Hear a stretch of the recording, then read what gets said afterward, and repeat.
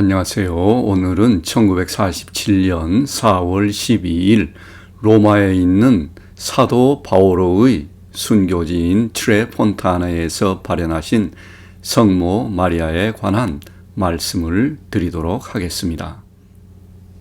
전통에 의하면 사도 바울은 네로 황제의 박해가 극에 달했던 기원 후 64년경에 트레폰타네에서 순교했다고 합니다. 사도 바오로께서 참수당하자 그곳에는 세계의 샘이 솟아났는데 그 때문에 이 지역의 지명이 이태리어로 세계의 샘이라는 뜻의 트레폰타네가 되었다고 합니다. 제가 이 동영상을 준비하면서 트레폰타네 성모 마리아 발현에 관해서 느낀 점, 큰 특징 세 가지를 요약하자면, 첫째로 이 발현이 가톨릭 교회의 한 경건한 여인에 의해서 정확히 10년 전에 예언되었다는 사실입니다. 그리고 두 번째로 성모 마리아께서 가톨릭 교회를 핍박하는 한 개신교 교인을 통해서 발현하셨다는 사실입니다. 그리고 세 번째로는 물론 이 발현이 사도 바오로의 순교지에서 일어났다는 사실입니다. 그럼 이제 영상을 보면서 트레폰타네 성모 마리아 발현에 대해서 자세히 알아보도록 하겠습니다. 1937년 4월 12일 하느님의 종 루이지나 시나피라는 한 경건한 여성이 사도 바오로의 순교지인 트레폰타네로 순례를 왔습니다. 그녀가 유칼립투스 나무 숲속 동굴 근처를 걷고 있는 동안 루이지나는 사람의 것처럼 보이는 작은 뼈를 발견했는데 그녀는 그것이 낙태의 끔찍한 잔해임을 깨달았습니다.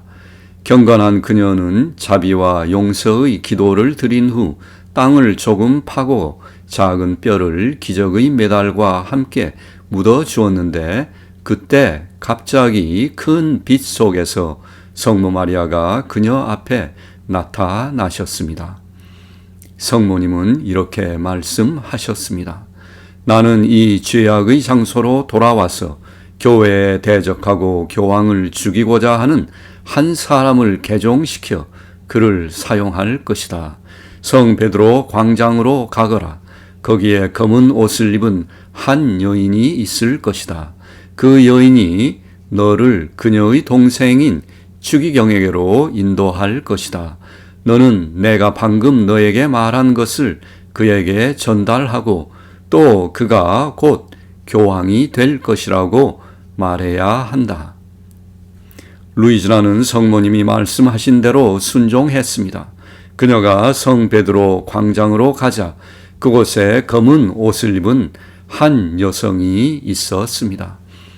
그녀는 마르키스 파첼리였는데 그녀가 루이지나를 그녀의 동생 에우제니오 파첼리 추기경에게로 인도했습니다. 루이지나는 추기경에게 성모 마리아가 사도 바오로의 순교지에 발현하실 것이며 또한 파첼리 추기경이 곧 교황이 될 것이다 하고 말했습니다. 그러자 그는 만약 그것이 장미라면 피어날 것입니다 라고만 대답했는데 그로부터 2년 후 그는 비오 12세 교황이 되었습니다.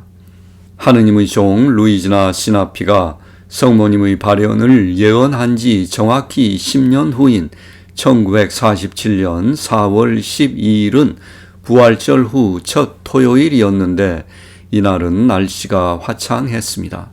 전차 운전사인 브루노 코로나 키올라는 10살인 이솔라, 7살인 카를로, 그리고 4살인 지안 프랑코 세 자녀를 데리고 소풍을 가기로 결정했습니다. 그는 원래 오스티아로 가려고 계획했지만 기차를 놓쳤고 대신 한적한 숲이 있는 트레폰타네로 가기로 결정했습니다.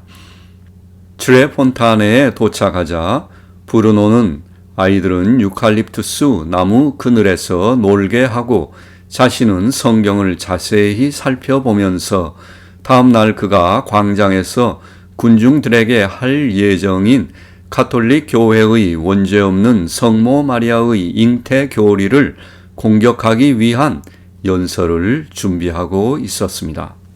브루노는 비록 세례를 받은 가톨릭인이었지만 그가 가톨릭 믿음을 잃어버린 지는 오래되었습니다. 그는 결혼한 지 불과 몇 달 후인 1936년 아내를 버리고 자원해서 스페인 내전에 참전했습니다. 스페인 자라고사에서 브루노는 한 독일 병사를 만났는데 그는 극단적인 개신교인으로 가톨릭 교회는 사탄의 회당이며 교황은 계시록의 짐승이라고 믿고 있었습니다. 그 후 브루노는 결국 개신교에 매료되었고 1939년 로마로 돌아온 그는 가톨릭 신자인 아내를 핍박하기 시작했습니다. 그는 자주 아내에게 화를 내며 그녀를 구타했습니다.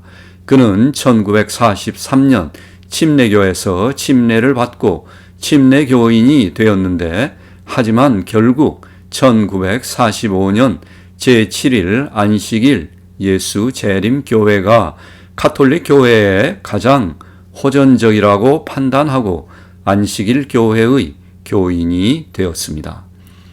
4월 12일 당일 아침에도 그는 소풍 가는 길에 동정 어머니라고 쓰여있는 성모님 상을 지나갔는데 그것을 보고 그는 그곳에 당신은 동정녀도 아니고 어머니도 아니다 라고 낙서하고 지나갔습니다. 가톨릭 교회에 대한 증오심에 사로잡힌 그는 결국 성모 마리아의 탄생 축일인 9월 8일에 교황 비오 12세를 암살하려는 계획까지 세우게 됩니다. 그러나 이날 오후 그는 성모 마리아의 원죄없는 잉태 교리에 대한 공격 연설을 준비하던 중 그의 아이가 공을 잃어버림으로써 그의 인생의 큰 전환점을 맞이하게 됩니다. 브루노는 메모를 치워두고 공을 찾아 나섰는데 그때 그의 4살 된 막내 아들 지안 프랑코가 어두운 동굴 입구에서 무릎을 꿇고 있는 것을 발견했습니다. 소녀는 두 손을 모은 채 기도하는 자세로 황홀경에 빠져 마치 살아있는 사람에게 말하는 것처럼 이렇게 말했습니다. 아름다운 여인이여, 아름다운 여인이여.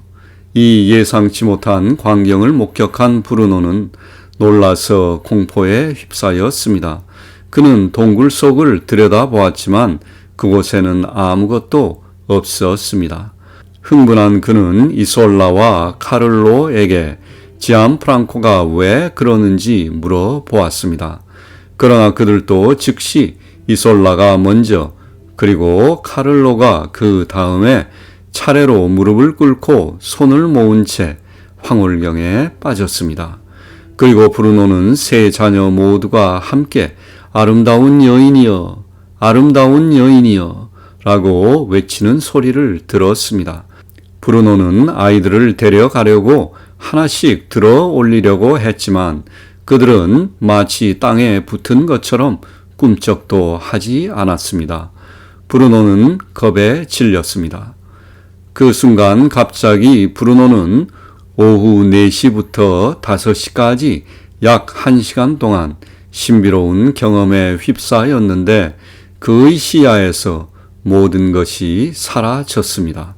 그는 마치 그의 영혼이 그의 몸에서 해방된 것처럼 자신이 가벼워지는 것을 느꼈고 동굴에서 검은 머리가 찬란한 황금빛 후광으로 둘러싸여 있는 형언할 수 없이 아름다운 빛나는 흰옷을 입은 여인을 보았는데 그는 이때의 상황을 이렇게 증언했습니다.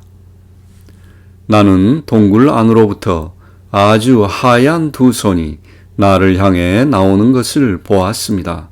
손이 천천히 그러나 확실하게 다가와 저의 눈에 닿자 나는 마치 비늘 같은 것이 떨어져 나가는 것 같은 느낌을 받았습니다. 나도 아이들처럼 두 손을 모으고 무릎을 꿇었습니다. 나는 전에 경험한 적이 없는 진정한 평화와 평온함, 형언할 수 없는 기쁨이 내 안으로 들어오는 것을 느꼈습니다. 그러자 투명한 커튼 같은 베일이 내 앞에서 서서히 열렸습니다. 나는 동굴의 어둠 속으로부터 작은 초자연적인 빛 하나를 보았는데 그 빛이 점점 더 커지더니 그 한가운데에 공중에 떠 있는 언덕이 나타났습니다. 나는 큰 놀라움과 감동으로 그 언덕 위에 있는 천국 여인의 모습을 보았습니다. 그녀는 밝은 갈색의 동양적인 외모를 하고 있었습니다. 그녀는 머리에 봄철의 초원의 색과 같은 긴 녹색 망토를 쓰고 있었습니다. 망토는 옆구리를 타고 맨발로 서 있는 그녀의 발에까지 흘러내렸습니다. 녹색 망토 아래에는 가운데 가르마가 타진 그녀의 검은 머리가 보였습니다. 그녀는 목에서 닫히는 넓은 소매가 달린 빛나는 순백색의 긴 드레스를 입고 허리에는 장밋빛 띠를 두르고 계셨습니다. 여인은 20살에서 25살 정도의 젊은 여성으로 키는 1m 65 정도 되어 보였습니다. 그녀의 맨발에는 성직자들이 입는 일상적인 검은색 옷과 같은 것이 있었고 그 위에는 부서진 십자가 고상이 놓여 있었습니다. 여인은 오른손으로 작은 회색 책을 들고 가슴에 대고 계셨으며 왼손으로는 그녀의 발밑에 있는 부서진 십자가 고상을 가리키고 계셨습니다. 여인은 왼손을 들어 오른손에 포개어 교차하며 어머니가 자녀를 교훈하는 태도로 말씀하셨습니다. 그녀의 표정은 때로는 슬픔에 잠기긴 했지만 친절한 어머니 같은 사랑스러운 모습이었습니다. 너가 나를 핍박하고 있다. 그것으로 충분하다. 구세주가 첫 돌을 놓으신 베드로의 영원한 반석, 하느님의 영원한 기적, 영원한 양우리로 다시 들어오너라. 트레폰타네에서 성모님의 발현이 있은 지 약 3개월 후인 1947년 7월 22일 브루노는 예수의 신부 세 분이 동참한 가운데 교황 비오 12세와 만남을 가졌는데요. 브루노는 그의 일기에 이렇게 기록했습니다. 나는 감격하며 교황에게 메시지를 읽어드렸는데 교황은 메시지를 들으면서 울었습니다. 모든 사람들은 메시지에 대한 비밀을 맹세했습니다. 교황 비오 12세는 브루노의 메시지 중 성모님의 이 말씀에 크게 감동을 받았다고 합니다. 나의 육체는 죽을 수 없으며 죽지 않았다. 그러므로 부패할 수 없으며 부패하지 않았다. 그 이유는 내게 원죄가 없기 때문이다. 나는 신성한 사랑의 황홀경 속에서 예수, 말씀, 나의 아들과 천사들에 의해서 천국으로 들림 받았다.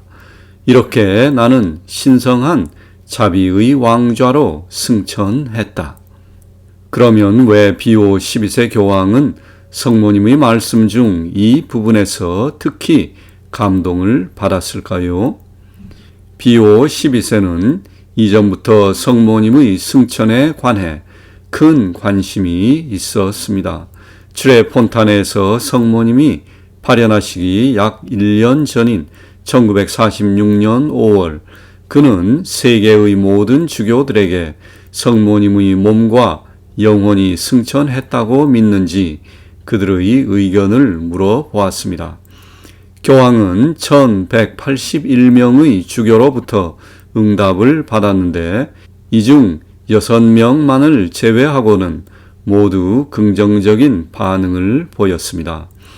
그리고 약 1년 후에 트레폰탄의 성모 발현이 있었고 비오 12세는 그와 같은 성모님의 메시지를 들은 것입니다. 그리고 마침내 교황 비오 12세는 브루노로부터 성모님의 메시지를 들은 지 약 3년 후인 1950년 11월 1일 성모 마리아는 사람의 몸으로 육신과 영혼이 함께 천상 영광으로 들어 올림 받으시고 부활하신 그리스도와 함께 계신다 라는 몽소 승천 교리를 하느님의 어머니 평생 동정 원죄없는 잉태에 이어 성모님에 관한 네 번째 교리로 선포했습니다.